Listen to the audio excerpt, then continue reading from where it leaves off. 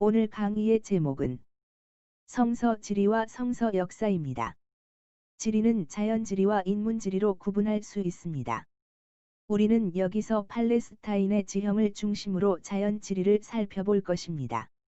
자연 지리와 인문 지리는 어떻게 구분되는가요? 성서의 도로 이름은 어떻게 지어지는가요? 도피성의 위치는 어디인가요? 이 강의에서 몇 가지 주제어가 있습니다. 성서의 강, 성서의 산, 성서의 도로, 성서의 도시, 성서의 기후. 우리는 차례로 성서지리, 성서의 바다, 성서의 강, 성서의 산, 성서의 도로, 성서의 기후를 다룰 것입니다.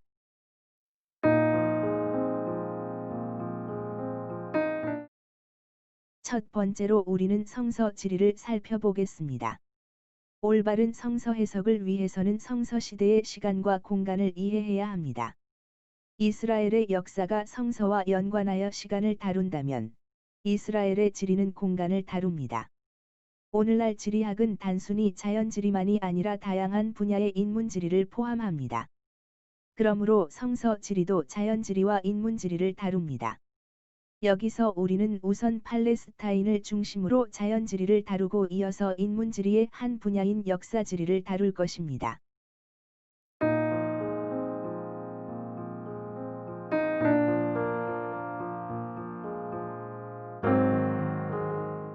성서 지리는 성서 역사와 함께 성서 시대의 시공간 이해에 기여합니다. 단지 자연 지리만이 아니라 역사 지리를 이해함으로써 우리는 성서 해석에서 시공간적 이해를 도모할 수 있습니다. 이제 우리는 성서 지리를 활용한 올바른 성서 해석을 위해 팔레스타인을 중심으로 성서의 바다, 강, 산, 도로, 기후 등을 살펴볼 것입니다.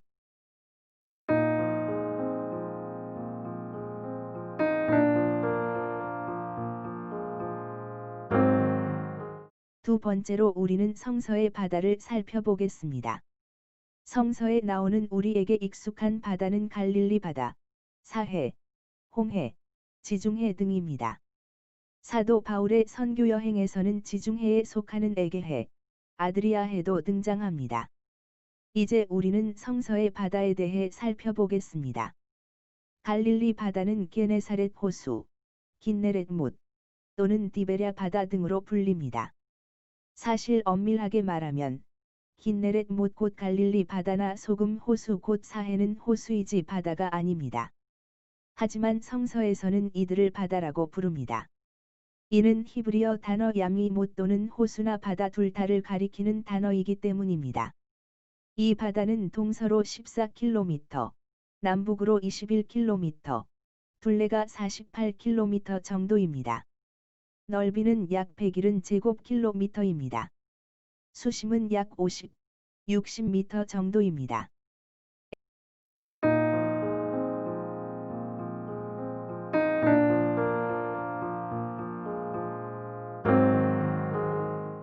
사해는 어떤 바다일까요? 우리말 성경에는 사해라는 단어는 나오지 않습니다. 사해라는 말은 서기 2세기 후반부터 이 바다에 생물이 살지 않는다고 해서 붙여진 이름입니다. 성서에서 이 바다는 염해, 아라바 바다 또는 동해라고 불립니다. 사해는 남북으로 75km, 동서로 15km에 이릅니다. 사해는 특히 그 수면이 해수면보다도 약 400m 낮은 바다로서 세계에서 가장 낮은 지역입니다.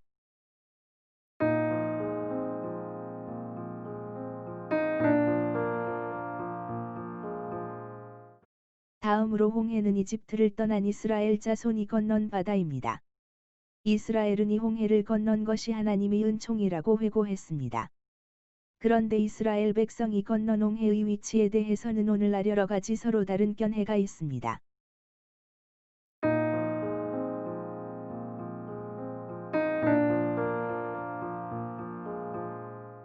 한편 지중해의 어원을 라틴어 단어 메디테라네우스로 지구의 한가운데를 뜻합니다. 지중해는 성서에서 서해 또는 서쪽 바다, 대해, 블레셋 바다라 불립니다. 또한 지중해는 구약 성서에서 수식어 없이 바다로 불리기도 합니다.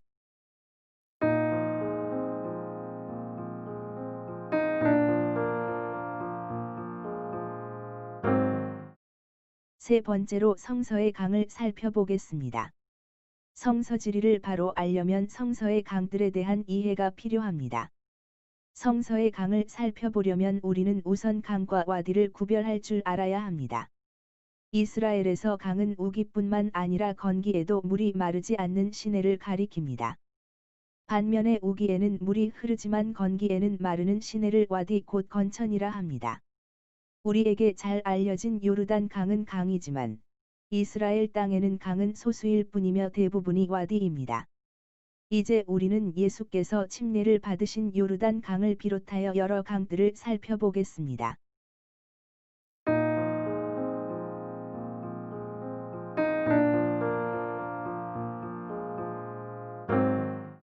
먼저 에덴에서 흘러나오는 강들에 대해 알아보겠습니다. 창세기에서 에덴 동산은 네 강의 근원입니다. 여기서부터 비손강, 기혼강, 히데겔 곧 티그리스 강과 유프라테스 강이 흘렀습니다. 창세기 2장 기사 이외의 비손 강과 기혼 강에 대해서는 우리가 아는 바가 없습니다. 그러나 성서에는 티그리스 강과 유프라테스 강이 자주 나옵니다.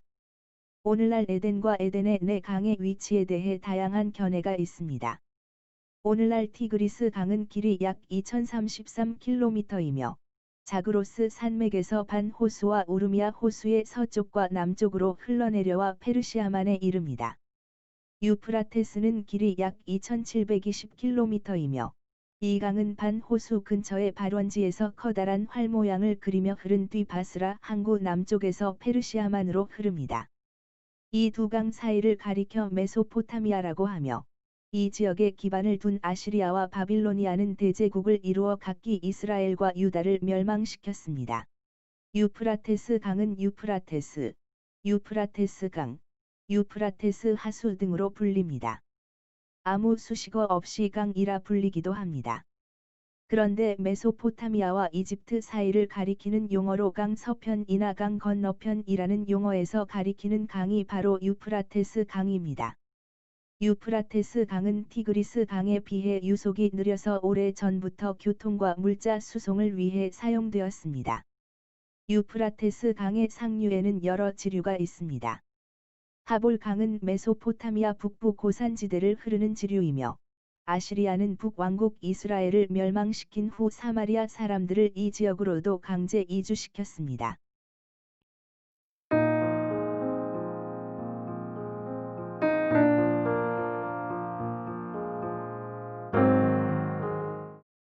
나일 강은 이집트에 있는 이집트 강입니다.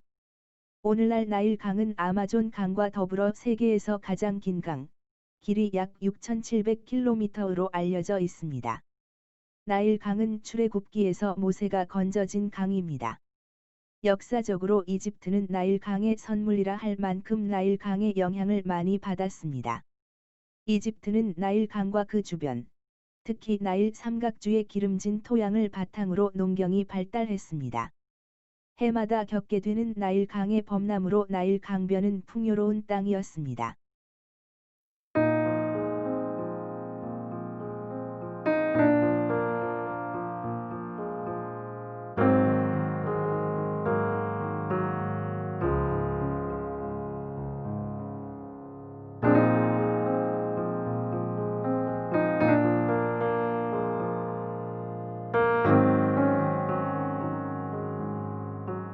이 밖에 성서에는 시리아 지역의 오론테스 강과 아바나 강과 바르발 강 등이 나옵니다. 오론테스 강은 레바논 산맥의 가장 높은 산에서 발원하여 시리아 안디옥을 거쳐 지중해로 흘러듭니다. 이집트의 투트모세 3세는 아 강변에 있는 가데스를 점령했고 인근의 하맛을 이스라엘 왕 여로보암 2세가 영토로 삼았습니다. 다마스쿠스 강 아바나와 바르발은 안티 레바논 산맥에서 발원이어 다마스쿠스 인근에서 지하로 흘러들거나 습지에서 사라집니다. 이처럼 성서에는 많은 강들이 등장합니다. 그리고 성서에서 강은 여러 가지 이미지를 가집니다. 우리가 성서를 읽을 때는 지리적으로 강을 알아야 할 뿐만 아니라 강의 이미지를 알아야 합니다.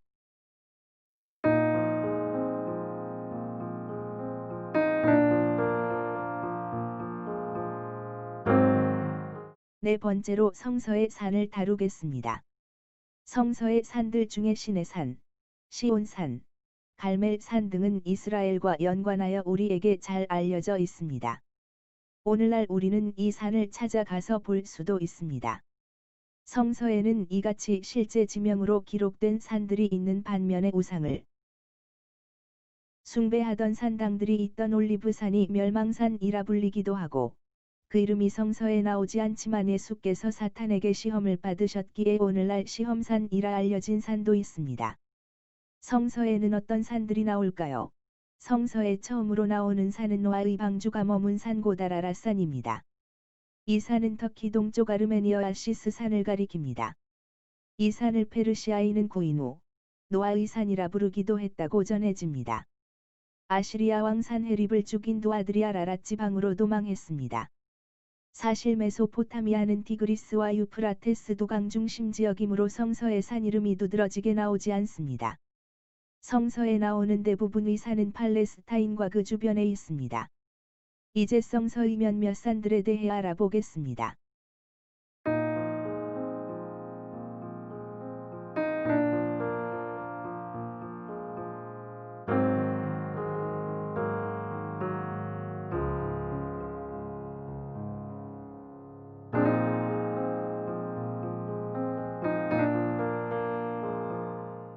시내산은 구약 성경에서 중요한 산이었습니다. 모세가 율법을 받은 산일 뿐만이 아니라 선지자 엘리야가 피신한 산이기도 합니다. 시내산은 곧 호렙산, 바란산이라고도 불립니다. 호렙산은 하나님의 산이라 불립니다. 이 산은 성서에 가장 많이 언급되는 산입니다. 이 산은 하나님의 산, 여호와의 산이라 불리기도 했습니다. 이스라엘의 하나님 여호와께서 이 산에서 모세를 부르셨고, 출애굽때는 십계명을 새기신 돌판을 주셨습니다.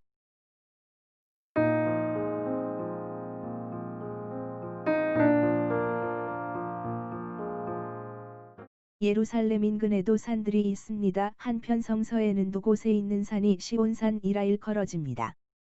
하나는 북방에 있는 헤르몬산이므로 예루살렘에 있는 시온산과 구별해야 합니다. 신명기는 그 얻은 땅 은하르논 골짜기 가장자리 여로엘에서부터 시온산 곧 헤르몬산까지요라고 말합니다. 이 산은 북방에 있는 시온산입니다. 성서에서 더 많이 언급되는 다른 한 시온산은 예루살렘에 있으며, 성서는 다윗이 시온산 성을 빼앗았으니 이는 다윗 성이더라고 밝힙니다. 이스르엘 계곡 갈멜산은 서쪽으로 지중해가 있고, 동쪽으로 이스르엘 평야, 남쪽으로 사마리아 산지가 있습니다. 이 산 아래 동쪽에서 지중해로 기손 강이 흐르고 있습니다. 여호수아가 이 산에서 용르암 왕을 격멸했습니다. 갈멜산이 유명한 것은 특히 선지자 엘리야가 이 산에서 바알의 선지자 450인과 아세라의 선지자 400인과 생사의 대결을 벌였기 때문입니다. 이 산은 머리는 갈멜산 같고, 해변의 갈멜같이라고 아름다움을 노래할 때 등장하며, 이스라엘의 거룩한 머리 산이라 알려졌습니다.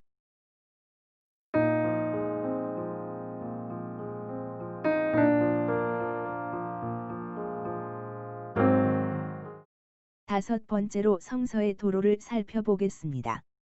성서 해석에서 도로에 대한 이해가 필요함은 능히 짐작할 수 있습니다. 도로의 기능은 예나 지금이나 사람과 물자들이 오고 가게 하며, 정치적, 경제적으로 통합을 이루게 합니다. 주요 도로를 중심으로 도시도 발전하고 이는 인구 집중 현상을 불러오기도 합니다.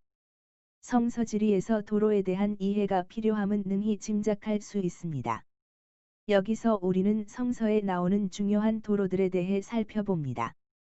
구약에서 중요한 도로는 물론 메소포타미아와 이집트를 잇는 국제 고속도로인 왕의 대로입니다. 이 길을 통해 어느 시대나 외국 사신, 대상, 원정대가 통과했습니다. 신약에서 중요한 도로는 로마 도로입니다.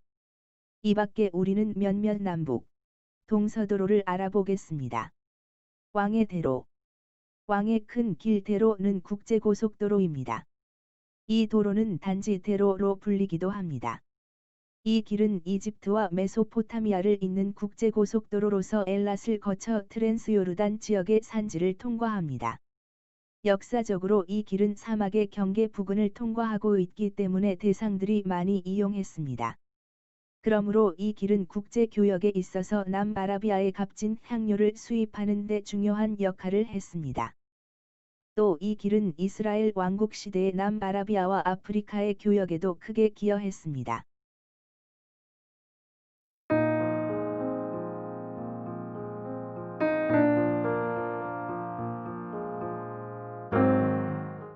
메소포타미아 도로. 성서에 나오는 왕의 도로 외에 고대 근동에는 또 다른 왕의 도로가 페르시아 시대에 있었습니다. 이 도로는 페르시아의 수도인 수사부터 소아시아 리디아의 사대까지 이어지는 도로입니다. 이 도로는 다리오 1세가 건설했으며 약 2699km 정도의 도로였습니다. 다음으로 로마 도로는 어떠했을까요? 예부터 모든 도로는 로마로 통한다는 말이 전해지고 있습니다. 로마 제국은 수세기에 걸쳐 도로 건설에 힘을 쏟았습니다. 로마 도로 중에 유명한 도로 중에 아피아 가도가 있습니다. 도로의 여왕으로 알려진 이 도로는 길이 약 540km, 너비 8m 간선도로로 기원전 312년 착공부터 기원전 240년 완공까지 70여 년에 걸쳐 건설되었습니다. 이 도로는 로마부터 브룬디시움까지의 도로입니다. 로마인들은 그리스, 팔레스타인, 이집트로 갈 때 이탈리아와 그리스 사이에 있는 아드리아 해 남부 항구 도시인 브룬디시움을 이용했습니다.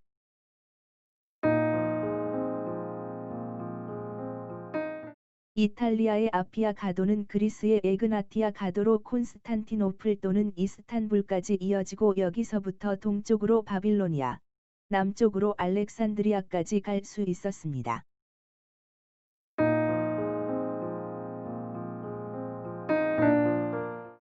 이러한 왕의 대로, 아피아 가도, 에그나티아 가도, 해변 도로 등 국제 도로 이외의 이스라엘 땅에는 족장도로, 계곡길 같은 주요 도로가 있었습니다.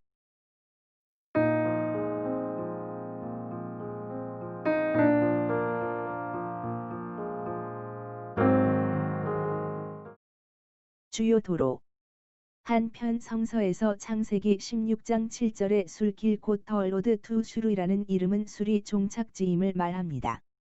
이처럼 고대에는 길 이름이 종착지를 기준으로 삼는 경우가 많습니다.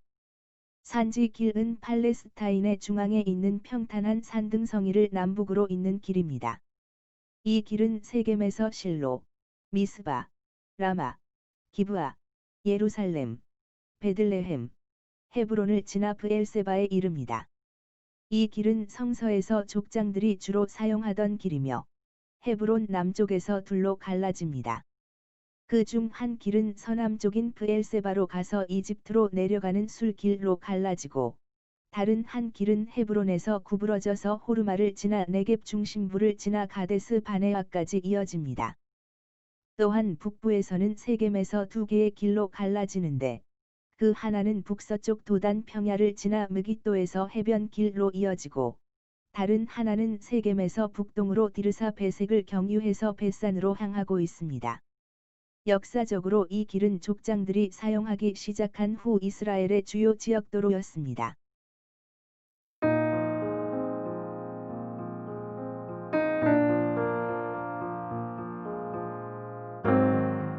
여섯 번째로 성서의 기후를 알아보겠습니다.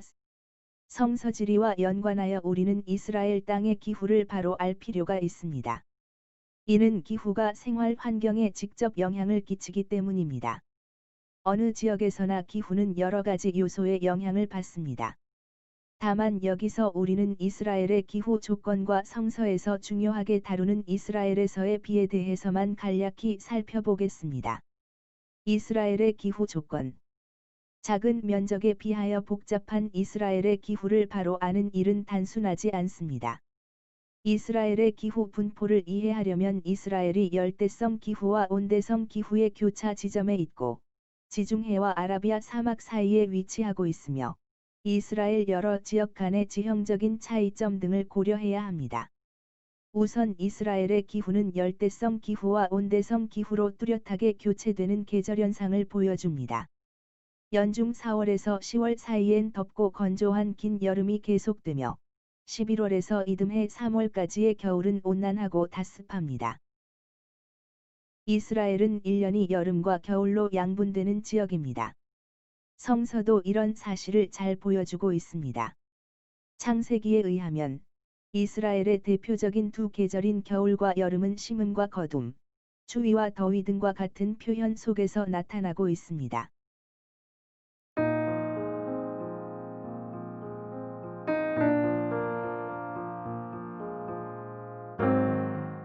성서에서 우리는 이스라엘의 비에 대한 기사를 많이 볼 수 있습니다.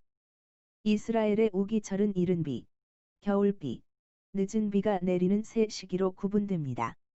이른 비는 겨울철이 시작기인 11월경에 내리는 비입니다. 그 양은 여름 동안 극도로 건조해진 땅에 물기를 뿌려주는 정도입니다. 그러나 이른 비로 인하여 여름철 동안 마른 땅은 부드러워지고 농부들은 땅을 기경하여 파종할 수 있습니다. 따라서 이스라엘에서는 이른 비가 적당한 시기에 내려야 파종을 제때에 할 수 있습니다. 사막이나 광야 지역에도 이른 비가 내림으로 목축을 위한 초지가 형성되기 때문에 이른 비는 유목민들에게도 매우 중요했습니다. 사도 바울은 선교 여행 중에 서쪽 방향에 있는 유럽으로 여행할 때는 로마 도로망을 이용하여 육지로 다녔습니다. 하지만 귀환하기 위해 동쪽 방향으로 갈 때는 바닷길을 이용했습니다. 이런 방식에 따라 바울은 자신의 제2차, 제3차 선교 여행을 했습니다. 여기서 우리는 사도 바울이 타궐풍을 이용하기 위해 바닷길로 여행했을 것이라고 추정할 수 있습니다. 지중해에서는 여름철 몇 달 동안 서쪽에서 동쪽으로 타궐풍이 붑니다.